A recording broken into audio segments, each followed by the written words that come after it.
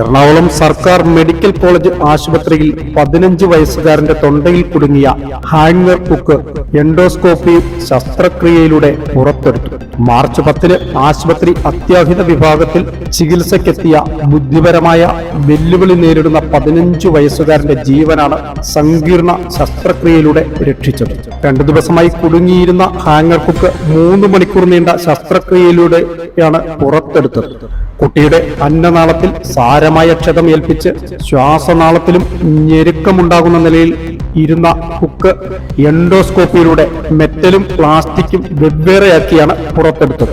ENT വിഭാഗം വകുപ്പ് മേധാവിയായ doctor തുളസീധരനും anaesthesia വിഭാഗം അസോസിയേറ്റ് പ്രൊഫസർ ഡോക്ടർ രാജേഷും സ്റ്റാഫ് നഴ്സുമാരും ഉൾപ്പെടുന്ന ടീമാണ് എൻഡോസ്കോപ്പി ശസ്ത്രക്രിയയ്ക്ക് നേതൃത്വം നൽകിയത്. അപകടനില തരണം ചെയ്ത കുട്ടി നിലവിൽ തീവ്ര പരിചരണ വിഭാഗത്തിൽ ചികിത്സയിലാണ്.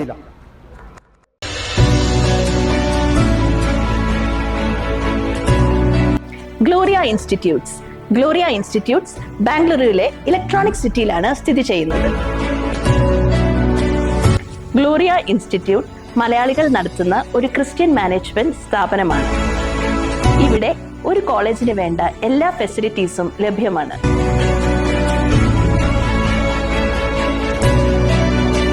ഇവിടുത്തെ ഫീസ് ഏതൊരു പേരന്റിനും അഫോർഡ് ചെയ്യാവുന്നതാണ്.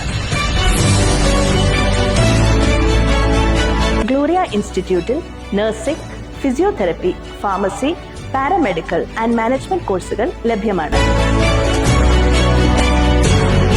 2025-26 അഡ്മിഷൻസ് ഓപ്പൺ ആണ്. For more details, please contact us.